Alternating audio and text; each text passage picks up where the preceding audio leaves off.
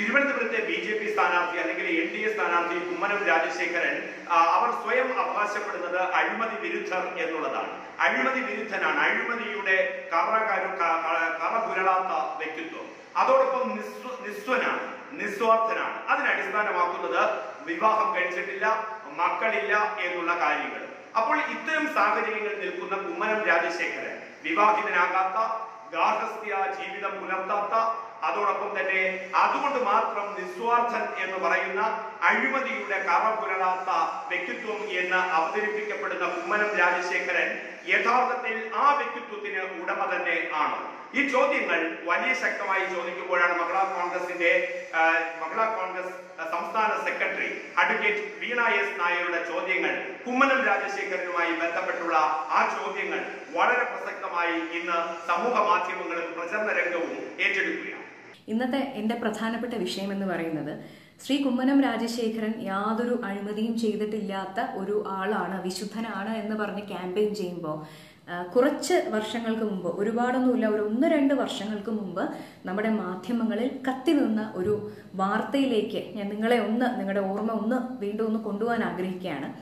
ഈ വിഷയം എന്താണെന്ന് വെച്ച് കഴിഞ്ഞാൽ, ഇത് ഒരു മെഡിക്കൽ കോഴ എന്ന രീതിയിൽ വളരെ ശ്രദ്ധേയമായ, മെഡിക്കൽ കോഴ എന്ന രീതിയിൽ തന്നെയാണ് ചാനലുകളിൽ ഇത് ചർച്ചാ വിഷയമായി മാറിയത്. ശ്രീ കുമ്മനം രാജശേഖരൻ്റെ ഓഫീസുമായി ബന്ധപ്പെട്ട് നിൽക്കുന്ന, ഓഫീസിലെ പ്രവർത്തനങ്ങളുമായി ബന്ധപ്പെട്ട് നിൽക്കുന്ന ചില ബി.ജെ.പി.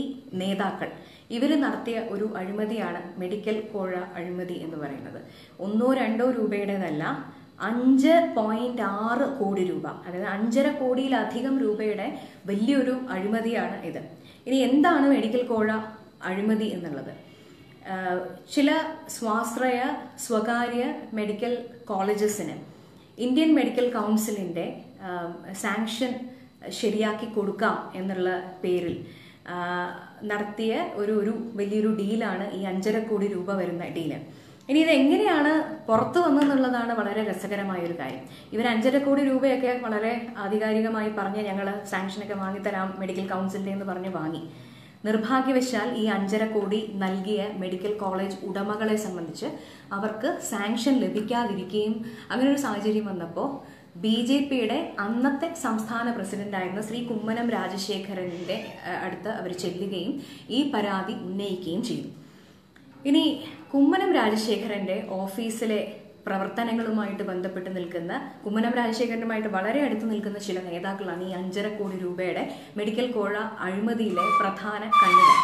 അതുകൊണ്ട് തന്നെ കുമ്മനം രാജശേഖരൻ സ്വാഭാവികമായും ചെയ്ത് ഇങ്ങനൊരു കംപ്ലൈൻറ്റ് വന്നു. അപ്പോൾ ഇത് അന്വേഷിക്കുക എന്നുള്ള പേരിൽ അദ്ദേഹം ഒരു തട്ടിക്കൂട്ട് കമ്മീഷനെയൊക്കെ നിയോഗിക്കുകയുണ്ടായി. ഈ കമ്മീഷൻ കാര്യങ്ങളൊക്കെ അന്വേഷിച്ചു പോയപ്പോൾ സത്യം പറഞ്ഞു കഴിഞ്ഞാൽ അവർ പോലും ഞെട്ടിപ്പോയി എന്നുള്ളതാണ് നമുക്ക് മനസ്സിലാക്കാൻ സാധിച്ച കാര്യം. ഇവരെന്തായാലും ഒരു റിപ്പോർട്ടൊക്കെ തയ്യാറാക്കി ബി.ജെ.പി. സംസ്ഥാന പ്രസിഡന്റായ കുമ്മനം രാജശേഖരന് കൊണ്ട് നൽകി. അപ്പോൾ കുമ്മനം രാജശേഖരൻ്റെ ഓഫീസിന്റെ പ്രവർത്തനങ്ങളുമായി ബന്ധപ്പെട്ട് നിൽക്കുന്ന ബി.ജെ.പി. നേതാക്കളാണ് ഈ 5.5 കോടി രൂപയുടെ വലിയ അഴിമതിയുടെ പ്രധാന കണ്ണികൾ. അവരാണ് ഈ 5.5 കോടി രൂപയുടെ അഴിമതി നടത്തിയിട്ടുള്ളത്. അപ്പോൾ സ്വന്തം ഓഫീസിന്റെ പേര്, താനുമായി ബന്ധപ്പെട്ട് നിൽക്കുന്ന വ്യക്തികളുടെ പേര്, ഇതെല്ലാം സംരക്ഷിക്കുക എന്നുള്ളത് കുമ്മനം രാജശേഖരനെ സംബന്ധിച്ചിടത്തോളം അദ്ദേഹത്തിന്റെ പ്രധാന അജണ്ടയായി മാറി. അക്ഷരാർത്ഥത്തിൽ പറഞ്ഞു കഴിഞ്ഞാൽ ഈ 5.5 കോടി രൂപ അഴിമതി നടത്തി എന്നുള്ള കമ്മീഷന്റെ റിപ്പോർട്ട് അദ്ദേഹം സ്വന്തം മുഖം രക്ഷിക്കാനും കൂട്ടാളികളുടെ മുഖം സംരക്ഷിക്കാനുമായിട്ട് പൂഴ്ത്തിവെച്ചു എന്നുള്ളതാണ് യാഥാർത്ഥ്യം. എങ്ങനെയാണ് പൊതുജനങ്ങളിലേക്ക്, പബ്ലിക് ഡൊമൈനിലേക്ക് എത്തിയതെന്നുള്ളത് അതിലും രസകരമാണ്.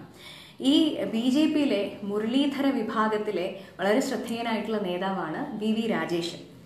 അദ്ദേഹം ഈ റിപ്പോർട്ട് മാധ്യമങ്ങൾക്ക് നൽകുകയും ഇത് പിന്നീട് മാധ്യമങ്ങളിൽ വലിയ ചർച്ചയാവുകയും വലിയ വിവാദമാവുകയും ഒക്കെ ചെയ്തു. അപ്പോൾ എന്താണ് കുമ്മനം രാജശേഖരൻ ചെയ്തത്? തൻ്റെ കയ്യിലുള്ള ഇത്തരത്തിലുള്ള ഒരു റിപ്പോർട്ട് തൻ്റെ പാർട്ടിയിലെ ഒരു പ്രവർത്തകൻ തന്നെ, റെസ്പോൺസിബിൾ ആയിട്ടുള്ള ഒരു നേതാവ് പബ്ലിക് ഡൊമൈനിലേക്ക്, മാധ്യമങ്ങളിലേക്ക് വിട്ടു എന്ന് പറയുമ്പോൾ അദ്ദേഹത്തിനെതിരെ അച്ചടക്ക നടപടിയെടുത്ത് അദ്ദേഹത്തിനെ പുറത്താക്കി.